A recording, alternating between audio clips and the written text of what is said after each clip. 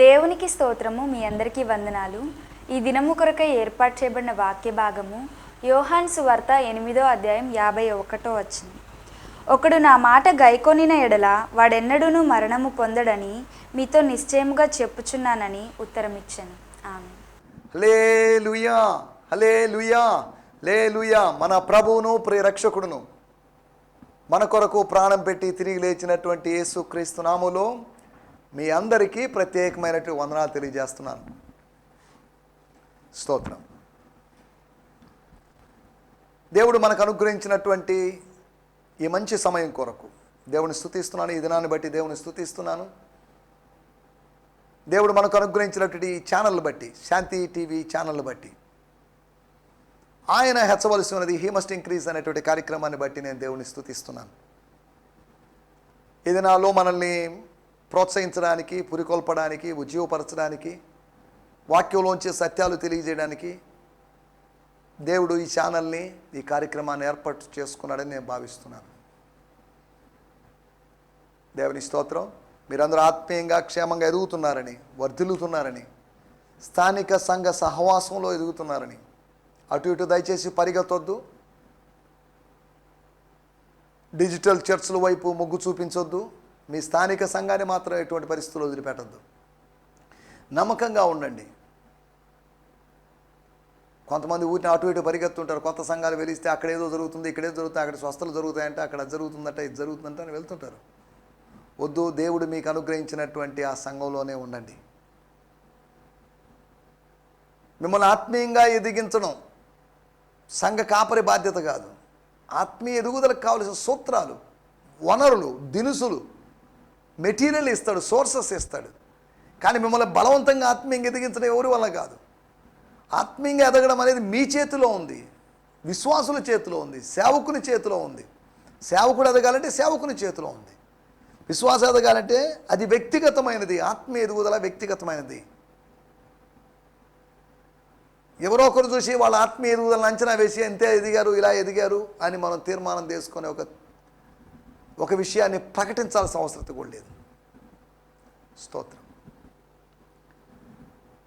కనుక మ్యాక్సిమం ఎదుగుదాం, ఆత్మీయంగా ఎదుగుదాం. ఒక సంఘంలో వెళ్ళడం ద్వారా 10%, 20% ఆత్మీయంగా ఎదుగుదామేమో. ఇక మిగతాది మన పర్సనల్గా వ్యక్తిగత వాక్య ధ్యానము, ప్రార్థన ద్వారా మనం ఎదిగేటువంటి అవకాశం ఉంది.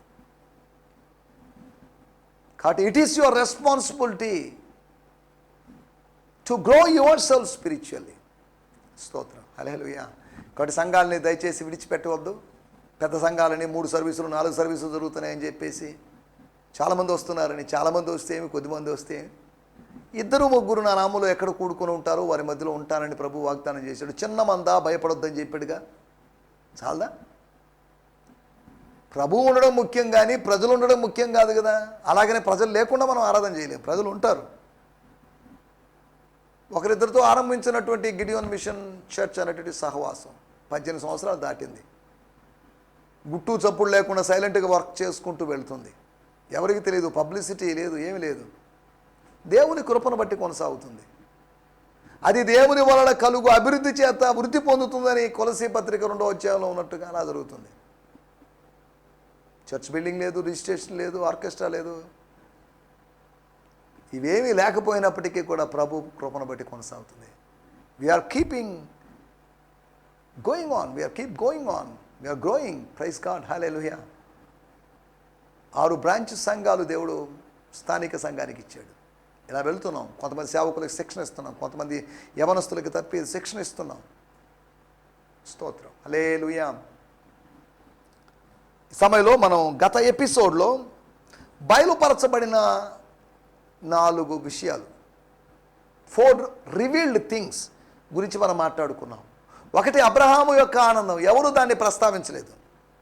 పేతురు కానీ, యోహాను కానీ, యాకోబు కానీ, యూదా కానీ, పౌలు కానీ, కొత్త నిబంధన రచయితలు ఎవరూ ప్రస్తావించనటువంటి విషయాన్ని, లేదా పాత నిబంధన ప్రవక్తలు సైతము ప్రస్తావించని దాన్ని, అబ్రహామును విమోచించిన యెహోవా, లేకపోతే యెహోవా దేవుడు విమోచించాడని యెషయా చెప్పాడు. అబ్రహాముతో ఆరంభమైన విధానం గురించి యెషయా చెప్పాడు. స్తోత్రం, హల్లెలూయా. పొదను గుర్చిన భాగంలో స్తోత్రం, హల్లెలూయా, అబ్రహాము దేవుడు, ఇస్సాకు దేవుడు, యాకోబు దేవుడు అనేటువంటి ప్రస్తావన, దేవుడు ప్రస్తావించడాన్ని, పలకడాన్ని మోషే తన గ్రంథంలో రాశాడు. అనగా మోషే, యెషయా వీళ్ళు అబ్రహామును గురించి ప్రస్తావించినప్పటికీ కూడా, లేదు అంటే కొత్త నిబంధన రచయితలు పౌలు లేకపోతే ఇతరులు అబ్రహామును గురించి ప్రస్తావించినప్పటికీ కూడా, స్తోత్రం, అబ్రహాము యొక్క ఆనందము అనేటువంటి విషయాన్ని, the rejoicing or the over joy of Abraham అనేది యేసు ప్రభు మాత్రమే ప్రస్తావించాడు. స్తోత్రం, హల్లెలూయా. రెండో విషయం, ఆమె యొక్క పాపం, ఆమె యొక్క అపరాధం ఏంటి అనేది, స్తోత్రం, హల్లెలూయా. ఆమె అపరాధం ఏంటో తెలిసింది. ఆమె అపరాధానికి ఆమె చెల్లించిన మూల్యం, ఆమె చెల్లించిన మూల్యం అంటే ఆమె వారి ముందుకు తీసుకొని రాబడింది, అవమానానికి గురైపోయింది. కానీ ఆయన చెల్లించినటువంటి మూల్యం, ఆయన పలికినటువంటి అద్భుతమైన మాట, ఆ మాట ద్వారా వాళ్ళందరూ అక్కడి నుంచి వెళ్ళిపోయారు. ఆ మాట ద్వారా ఆమె మీద రాయి పడలేదు. ఆయన ఒక్క మాట మరణం నుంచి తప్పిస్తుంది. ఆయన మాట మరణం నుంచి తప్పిస్తుందని యోహాను సువార్త 8వ అధ్యాయంలోని మొదటి 11 వచనాల్లోని స్టోరీ ద్వారా, కథనం ద్వారా, లేదా ఆ వ్యభిచారంలో పట్టబడిన స్త్రీ విడిపించబడడం ద్వారా అర్థం చేసుకోవచ్చు. స్తోత్రం. దాని గురించి మనం ఈ ఎపిసోడ్లో కొద్దిగా మాట్లాడుకోవడానికి ప్రయత్నం చేస్తాం. స్తోత్రం. మూడోది, ఆత్మీయులు అనబడిన వారి అంతం గురించి మాట్లాడు. మీరు అంతం, మీరు సస్తారు అని అనలేదు. అదే సమయంలో లూకాసు వార్త 13వ అధ్యాయంలో, మీరు కూడా ఒక మారు మనసు లేకపోతే అలా చేస్తారు, పిలాతు చేతిలో చంపబడ్డట్టు, లేదా సిలోయము గోపురము కూలి చచ్చినట్లుగా. ఏదో గోపురం కూలుతుంది, చస్తారని చెప్పలేదు, కానీ మీరు వాళ్ళలాగా చేస్తారు. మారు మనసు పొందండి. ఓ యూదుడా, మారు మనసు పొందాలి. నీవు పరిశీలన శాస్త్రులారా, సద్దూకైలారా, మీరు మారు మనసు పొందాలి. అంతటా అందరూ మారు మనసు పొందవలనని ఆయన ఆజ్ఞాపించుతున్నాడు. అందరూ. స్తోత్రం, హల్లెలూయా. కొందరని కాదు, కొందరు మారు మనసు పొందితే చాలండి. స్తోత్రం. భర్త మారు మనసు పొందితే చాలు, భార్య మారు మనసు పొందాల్సిన అవసరం లేదు. భార్య మారు మనసు పొందితే చాలు, భర్త మారు మనసు పొందాల్సిన అవసరం లేదని కాదు. మారు మనసు అనేది వ్యక్తిగతం. మారు మనసు అనేది అందరికీ ఉండాల్సిన అనుభవం. పాపము అనేది వ్యక్తిగతం, పరిశుద్ధత అనేది కూడా వ్యక్తిగతం. దేవుడు వ్యక్తిగతం. God is personal. స్తోత్రం, ఇండివిజువల్. హల్లెలూయా. మనం ఆలోచిస్తున్నట్టు విషయాలు. నాలుగో విషయము, ఆత్మీయులు అనబడిన వాళ్ళ యొక్క, స్తోత్రం, అసలు రూపం, వాళ్ళ ట్రూ నేచర్. విశ్వాసం ఉంచారు. విశ్వాసం ఉంచినటువంటి కొన్ని నిమిషాల్లోనే, కొన్ని నిమిషాల తర్వాత రాళ్ళెత్తి కొట్టడానికి రెడీ అయిపోయారు, రాళ్ళు రువ్వడానికి. అనగా 8వ అధ్యాయము 30వ వచనంలో పువ్వులు రువ్వడానికి సిద్ధంగా ఉన్నవాళ్ళు. అంటే పువ్వులు ఏదో తీసుకొచ్చారని కాదు, అనగా అంత గౌరవించడానికి, గణపరచడానికి అన్నట్టుగా పువ్వులు రువ్వడానికి సిద్ధంగా ఉన్నవాళ్ళు 8వ అధ్యాయము 59లో రాళ్ళు రువ్వడానికి సిద్ధపడ్డారు. రువ్వుతారు వాళ్ళు, పువ్వులో రాళ్ళు ఏదో ఒకటి రువ్వుతారు వాళ్ళు. అది రువ్వకుండా చేయరు వాళ్ళు, ఉండలేరు వాళ్ళు. దేవుని స్తోత్రం, హల్లెలూయా. వారి యొక్క ఆత్మీయులు అనబడిన వారి యొక్క అంతమే కాకుండా అబ్రహాము కుమారుల యొక్క అసలు స్వరూపాన్ని ప్రభు బయలుపరిచాడు అని మనం గత ఎపిసోడ్లో మాట్లాడుకున్నాం. రైట్. ఈ సమయంలో యోహాను సువార్త 8వ అధ్యాయము 51వ వచనం. యోహాను సువార్త 8వ అధ్యాయము 51వ వచనం. ఒకడు నా మాట గైకొనిన ఎడల, ఒకడు నా మాట గైకొనిన ఎడల వాడెన్నడును మరణము పొందడని మీతో నిశ్చయముగా చెప్పుచున్నానని ఉత్తరం ఇచ్చెను. ఒకడు నా మాట గైకొన్న ఎడల, ఒకడు అంటే పురుషులను మాత్రమే కాకుండా స్త్రీని కూడా దీంట్లో ఇంక్లూడ్ చేయొచ్చు, కలుపుకోవచ్చు. ఒకతే లేకపోతే ఒకరు నా మాట గైకొనిన ఎడల, అనగా పాటించిన ఎడల, స్వీకరించిన ఎడల, అంగీకరించిన ఎడల, దానికి విధేయత చూపించిన ఎడల, వాడెన్నడును మరణము పొందడని. స్తోత్రం. ఫుట్ నోట్లో రాయబడింది, మూల భాషలో మరణము చూడడని, స్తోత్రం హల్లెలూయా, మీతో నిశ్చయముగా చెప్పుచున్నానని ఉత్తరం ఇచ్చెను. స్తోత్రం హల్లెలూయా. ఏంటి ఆయన చెప్పింది? నిశ్చయంగా చెప్తున్నాడు. పాపము చేయువాడు ప్రతివాడును పాపములకు దాసుడు అని మీతో నిశ్చయముగా చెప్పుచున్నాను. స్తోత్రం. ఇప్పుడు ఇక్కడ చెప్తున్న మాట, ఇంకా పైన కూడా ఒక మాటలో అన్నాడు, నిశ్చయంగా చెప్పిన మాట ఏంటి అంటే, ఈ మాటల్లో మనం అర్థం, యేసు నిశ్చయముగా చెప్పిన మాటలు అంటే నిజంగా చెప్పిన మాటలు, మిగతా ఆయన అబద్ధాలని కాదు దాని అర్థం. స్తోత్రం హల్లెలూయా. మనం ఇక్కడ ఆలోచిస్తున్న మాటలు, స్తోత్రం 8వ అధ్యాయము 16వ వచనములో నో, స్తోత్రం, మీతో నిశ్చయముగా చెప్పుచున్నాను అనే మాట వేరొక చోట కనిపిస్తుంది. సరేలేనండి, ఏదేమైనప్పటికీ మనం వాటిలోకి వెళ్ళలేదు. స్తోత్రం హల్లెలూయా. ఒక కాంట్రవర్షియల్ స్టేట్మెంట్, ఒక వివాదాస్పదమైనటువంటి వ్యాఖ్య. తర్వాత స్పందన చూడండి. అందుకు యూదులు, నీవు దెయ్యము పట్టిన వాడవనిరి. స్తోత్రం హల్లెలూయా. తర్వాత రాయబడిన మాటలు, అనగా మరణము పొందడం అంటున్నావేంటి? మరణం ఎలా పొందకుండా ఉంటారు? అందరూ చచ్చిపోవాల్సిన వాళ్ళే కదా. ఆదాం, నువ్వు మన్నే కనుక మన్నైపోతావని చెప్పాడు కదా ఏదైనా తోటలో. మళ్ళీ ఏంటిది? మరణం లేదంటాడేంటి? మరణం పొందడు, మరణం రుచి చూడ్డు అంటాడేంటి? ఇది అబద్ధం కాదా? ఇది దుర్బోధ కాదా? ఇది కొత్త బోధ కాదా? ఇది దేవదూషణ కాదా? What is this non sense? స్తోత్రం అన్నట్టుగా వాళ్ళు అన్నారు. వాడుక భాషలో కూడా చదువుకుందాం. యోహాను సువార్త 8వ అధ్యాయము 51వ వచనం. ఇది నిజం, ఇది నిజం, నా బోధ అనుసరించిన వాడు ఎన్నటికీ, నా బోధ అనుసరించిన వాడు ఎన్నటికీ చావు చూడడు అని అన్నాడు. స్తోత్రం హల్లెలూయా. ఆయనకే కాదు, అక్కడున్న వాళ్ళకే కాదు, ఇప్పుడు ఒకవేళ యేసు ప్రభు వేదిక మీదకి వచ్చి లేకపోతే పబ్లిక్ ఏదైనా మన మీటింగ్లోకి వచ్చి ఈ మాట చెప్పాడు అనుకోండి, ఇది కూడా ఈ టైంలో కూడా, ఈ దినాల్లో కూడా అది కాంట్రవర్సీగా ఖచ్చితంగా మారుతుంది. ఏ మాటలు ఇవి? అర్థపర్థం లేని మాటలు. ఏదో ఉపమానాలు బాగానే చెప్పాడు, దేవుని రాజ్యానికి సంబంధించిన విషయాలు బాగానే చెప్పాడు, పాత నిబంధన విషయాలు కనెక్ట్ చేస్తూ ఏదో చెప్పాడు, బాగానే ఉంది, కానీ ఇదే బాగాలేదు. స్తోత్రం హల్లెలూయా. నేను చదువుతున్నాను 51వ వచనం. స్తోత్రం. I speak to you this eternal truth, whoever cherishes my words and keeps them will never experience death. I speak to you this eternal truth. ఈ నిత్య సత్యాన్ని నేను మీకు తెలియజేస్తున్నాను. Whoever cherishes my words, నా మాటలను బట్టి ఆనందించేవాడు, ఎవరైతే ఆనందిస్తారో, and keeps them will never experience death, వాళ్ళు ఏమాత్రం మరణాన్ని చవి చూడరు. స్తోత్రం. దీని గురించి కొద్దిగా ఆలోచించడానికి, అర్థం చేసుకోవడానికి ప్రయత్నం చేస్తాం. ఆయన మాటలను బట్టి యోహాను సువార్త 8వ అధ్యాయం 1 నుంచి 11 వచనాల్లో ఆమె మరణం నుంచి తప్పించబడింది. వీళ్ళందరినీ మరలా ఆయన తాళ్లతో కొరడాలు చేసి వాళ్ళని చేశాడని కాదు. స్తోత్రం. పోండి, ఒక ఆడ మనిషితో ఏంటి, ఒక ఆడపిల్లతో ఏంటి, ఒక బలహీనరాలతో ఏంటి, ఆమెను కాపాడాల్సిన బాధ్యత నాకుంది, మీరందరూ రాలేస్తే ఆమె సరిపోతుంది. ఇంత ఉదయకాలంలో ఒక మరణం జరగడం, ఒక మర్డర్ జరగడం, ఒక హత్య జరగడం అది సమంజసం కాదు అని మానవతా దృక్పథంతో మాట్లాడలేదు, ఆత్మీయ దృక్పథంతో ఆయన చెప్తున్నాడు. ఆమెను స్వతంత్రురాలుగా చేసింది యేసు చెప్పిన సత్యమే. యేసు మాట్లాడకుండా ఇంకా మౌనంగా ఉన్నాడు. ఈయన మాట్లాడలే, ఈయనతో మనకెందుకు, రాళ్ళతో కూడా చంపేసిండి, అయిపోయింది.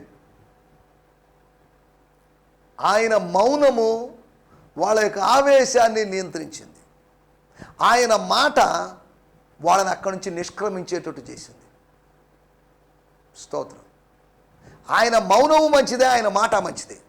మన మౌనము మంచిది, మన మాట మంచిదిగా ఉండాలి. అనగా మౌనం వహించాల్సినప్పుడు మౌనం వహించాలి, మాట్లాడాల్సినప్పుడు మాట్లాడాలి. అన్ని సందర్భాల్లో మౌనంగా ఉండకూడదు, అన్ని సందర్భాల్లో మాట్లాడకూడదు. మాట్లాడే సందర్భాలు ఉన్నాయి, మౌనంగా ఉండేటువంటి సందర్భాలు ఉన్నాయి. స్తోత్రం హల్లెలూయా. ఆయన మౌనము వాళ్ళని ఆలోచింపజేసింది. ఎందుకు ఇలా మాట్లాడడం లేదు ఏంటినా, వై ఈజ్ నాట్ టాకింగ్? కన్ఫ్యూజన్లో పడ్డా? దీనికి ఆన్సర్ ఇవ్వలేడా? ఈ సమస్యను పరిష్కరించలేడా? సరే కొట్టి చంపండి అంటాడా? స్తోత్రం. యేసు దగ్గర నుంచి వచ్చిన విచిత్రమైన రియాక్షన్. ఆకీషు దగ్గర దావీదు చేసినట్లుగా ద్వారబంధనం మీద ఏదో గీతలు గీసినట్లుగా ఆయన నేల మీద ఏదో రాతలు రాస్తున్నాడు. దానియేలు గ్రంథంలో ఒక అరచేయి వచ్చి గోడ మీద ఏదో రాసినట్టుగా ఆయన ఏదో రాయిచుండెను. సరే, దాంట్లో కూడా వెళ్ళలేదు. ఆయన మౌనము ఆశీర్వాదకరమే, ఆయన మాట ఆశీర్వాదకరమే. ఆయన మౌనమైనా ఆయన మాట అయినా ప్రమాదకరం కాదు. స్తోత్రం. హల్లెలూయా. నా మాట విని, చూడండి యోహాను సువార్త 5వ అధ్యాయంలో మనకందరికీ తెలిసిన మాటే మనం ఇంతకుముందు కూడా చదువుకుందాం. నా మాట విని నన్ను పంపిన వాని యందు విశ్వాసం ఉంచువాడు నిత్య జీవము కలవాడు. నిత్య జీవం ఎలా ఉంటుంది? మరణిస్తాడుగా మధ్యలో, మరణించిన తర్వాత వాడి జీవం కొనసాగుతుంది. నిత్య జీవము కలవాడు, వాడు తీర్పులోనికి రాక మరణములో నుంచి జీవములోకి దాటి ఉన్నాడు అని మీతో నిశ్చయముగా చెప్పుతున్నాను. హల్లెలూయా, హల్లెలూయా. ఆయన యందు విశ్వాసం ఉంచువాడు. ఇక్కడ రాయబడింది 50, మనం చదువుకున్నటువంటి మూల వాక్యంలో 51వ వచనంలో, ఒకడు నా మాట గైకొన్నెడల, అనగా ఆయన మాటను బట్టి ఆయనలో విశ్వాసం ఉంచిన ఎడల, ఆయనను మాకు నమ్మకం లేదు, ఆయనను నీ మాట చొప్పున వలవేయుచున్నాము, ఆయన మాట చొప్పున నువ్వు ఆచరణ చేస్తే, ఆయన మాటను బట్టి నువ్వు అడుగులు వేస్తే అద్భుతం జరుగుతుంది. ఇక్కడ కూడా ఆయన మాటను బట్టి నీవు నిత్య జీవం అనేటువంటి అద్భుతాన్ని పొందుకుంటావు, నిత్య జీవం అనేటువంటి అనుభవాన్ని పొందుకుంటావు. ఒకడు నా మాట వినిన ఎడల, యేసు మాట ఏంటి? యేసు మాట. స్తోత్రం. 14వ వచనంలో గమనిస్తే సాక్ష్యము అని రాయబడింది. యేసు మాట అంటే యేసు సాక్ష్యం. 16వ వచనంలో రాయబడింది యేసు యొక్క తీర్పు. ఆయన మాట అంటే ఆయన సాక్ష్యం, ఆయన తీర్పు. 26వ వచనంలో ఆయన చెప్పిన సంగతులు. స్తోత్రం.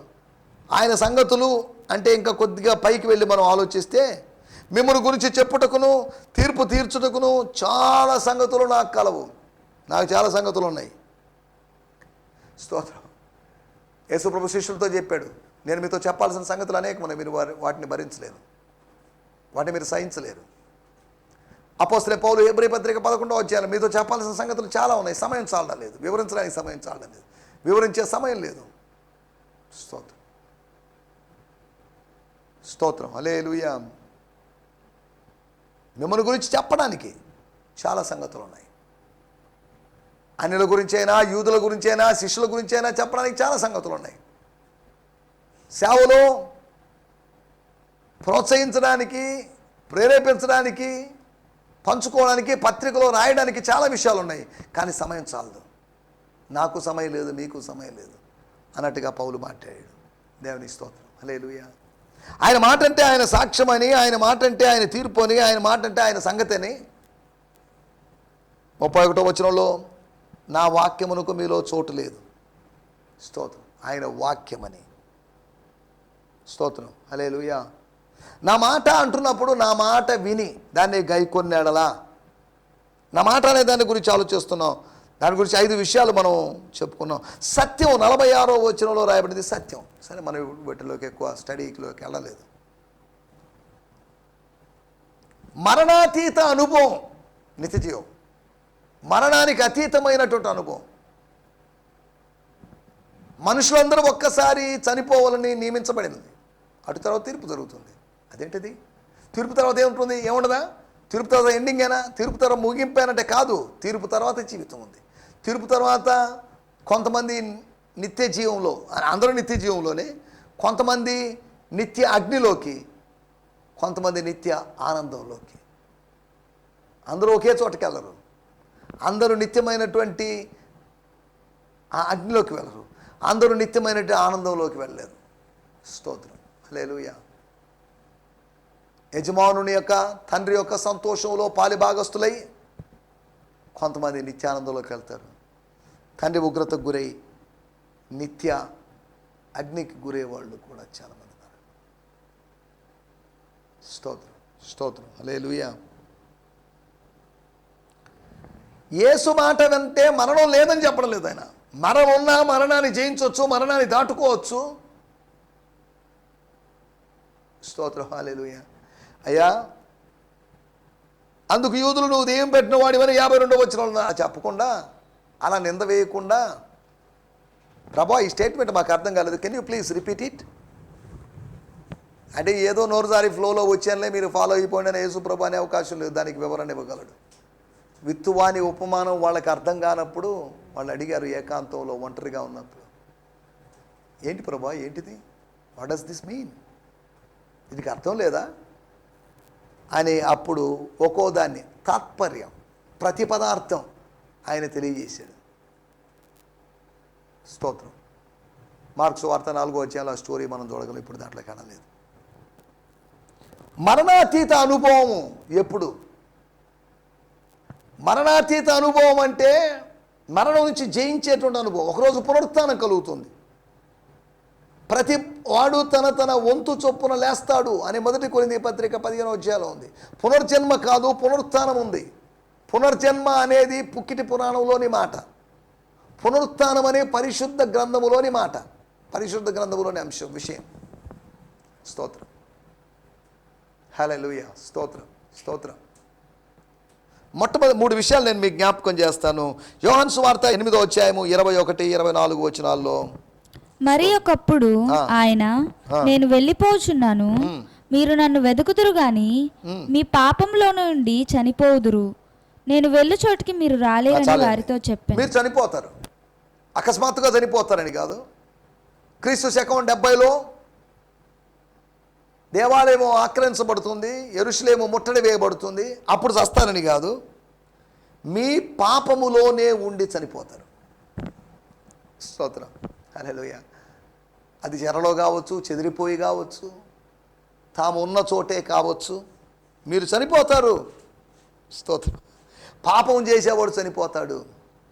అనగా యేసును గైకొనడం ద్వారా, విశ్వసించడం ద్వారా. యేసును గైకొనడం అంటే ఏంటి? 24వ వచనంలో రాయబడింది, నేనే ఆయనని, నేనే ఆయన్ను, ఐ యామ్. నేను ఈజ్ ఈక్వల్ టు ఆయన. నేను ఈజ్ ఈక్వల్ టు ఆయన ఏంటి? నేను ఈజ్ ఈక్వల్ తండ్రి అని కాదు. నేను ఈజ్ ఈక్వల్ టు మెస్సియా. నేను అనగా Yesu is equal to Christ, Christos. Joshua is Christos. రక్షకుడు ఈజ్ ఈక్వల్ టు అభిషక్తుడు. నేనే ఆయననని మీరు విశ్వసించని ఎడల. స్తోత్రం. విశ్వసించండి, నేనే ఆయన్ని. మోషే చెప్పిన ఆయన్ని నేనే. వారు అన్నారు కాబట్టి వారు 25వ వచనం, నీవెవరు అని ఆయన్ని అడుగ్గా. ఇంకేందయ్యా ఇంత చెప్పినా కానీ మీకు అర్థం కాలేదా? అన్నమతులారా, బుద్ధిహీనులారా అని అనకపోయినప్పటికీ యేసు వారితో, మొదట నుండి నేను మీతో ఎవరినని చెప్పుకుంటున్నా వాడినే, నేను వేరే వాడిని కాదు, నేను మారలేదు. Same person, I'm unchanging. మనిషి మారుతాడు కానీ దేవుడు మారడు. మనిషి మారుతాడు కానీ మనుష్య కుమారుడు మారడు. మనిషి మారుతాడు కానీ మహిమ లోకము నుంచి వచ్చిన దేవుని కుమారుడు మారడు. స్తోత్రం. ఒకటి, యేసును గైకొనడం ద్వారా మరణాతీత అనుభవం కలుగుతుంది. యేసును గైకొనడం అంటే తీసుకోవడం, అంగీకరించడం, యాక్సెప్ట్ చేయడం. స్తోత్రం. రెండో విషయాన్ని నేను మీకు జ్ఞాపకం చేస్తాను. యోహాను సువార్త 6వ అధ్యాయము 63వ వచనం. స్తోత్రం. ఆత్మీయ జీవింపజేయుచున్నది. ఆత్మే, పరిశుద్ధాత్ముడే, దేవుని ఆత్మే మనల్ని జీవింపజేస్తుంది. శరీరము కేవలము నిష్ప్రయోజనము. శరీరము కేవలము నిష్ప్రయోజనము. నేను మీతో చెప్పి ఉన్న మాటలు ఆత్మయు జీవమునై ఉన్నవి గాని. చాలేమా. The Holy Spirit is the one who gives life. That which is of the natural realm is of no help. The words I speak to you are spirit and life, but there are still some of you who won't believe. నేను మీతో చెప్పు మాటలు ఆత్మ. మాటల్లో ఆత్మ ఉంది. ఆత్మ పలికించిన మాటలని కాదు, మాటల్లో ఆత్మ ఉంది. ఈ మాటలు ఆత్మ, ఈ మాటల్లో జీవం ఉంది. నేను మీతో చెప్పు మాటలు ఆత్మ లేదా జీవము అని కాదు, ఆత్మయును మరియు జీవమునై ఉన్నాయి అన్నట్టుగా. స్తోత్రం, హల్లెలూయా. అనగా ఏ ఆత్మ జీవమును గైకొనడం ద్వారా, ఆయన మాటలు గైకొనడం ద్వారా, ఆయన మాటలు గైకొనడం అంటే యేసును గైకొనడం ద్వారా అని అర్థం చేసుకున్నాం. ఆయన మాటలు గైకొనడం అంటే ఆత్మను జీవమును గైకొనడం అని. పరిశుద్ధాత్మను జీవం అంటే నిత్య జీవము, మామూలు జీవం కాదు అది. యోహాను సువార్త 10వ అధ్యాయంలో సమృద్ధి జీవం అనేది మనకు కనిపిస్తుంది. మూడో విషయం నేను చెప్పి ముగిస్తాను. యోహాను సువార్త 7వ అధ్యాయము 16వ వచనం. 7వ అధ్యాయం 16వ వచనం. అందుకు యేసు నేను చేయు బోధ నాది కాదు, నన్ను పంపిన వానిదే. దేవునికి స్తోత్రం. నేను చేయు బోధ నాది కాదు, నా టీచింగ్ కాదు ఇది, నా యొక్క ప్రీచింగ్ కాదు, అది నా యొక్క ఎగ్జార్టేషన్ కాదు, నా యొక్క అడ్మోనిషన్ కాదు, స్తోత్రం, నా యొక్క వివరణ కాదు ఇది, స్తోత్రం. నేను చేయు బోధ, నా మాట నాది కాదు. అరే అదేంటిది, నా మాట నాది కాదు అంటున్నాడే? నన్ను పంపిన వారి మాట ఇది. ఆయన మాటలే నేను పలుకుతున్నాను, స్తోత్రం. దేవుడు పంపిన వానికి కొలత లేకుండా ఆత్మను అనుగ్రహిస్తాడు. కొలత లేకుండా అనుగ్రహించబడినప్పుడు ఏం జరుగుతుంది? స్తోత్రం. యోహాను సువార్త 3వ అధ్యాయం 34వ వచనం మనం ఇంతకుముందు కూడా చదువుకొని ఉంటాం. ఏలనగా దేవుడు తాను పంపిన వానికి కొలత లేకుండా ఆత్మ అనుగ్రహించును గనుక ఆయన దేవుని మాటలే పలుకును. దేవుని మాటలు కూడా పలుకునని కాదు, దేవుని మాటలే పలుకును, స్తోత్రం, హల్లెలూయా. మూడో విషయము తండ్రిని గైకొనడం, తండ్రి మాటను గైకొనడం. నా మాట గైకొనడం అంటే యేసయ్యనే గైకొనడం. We are accepting Jesus Christ.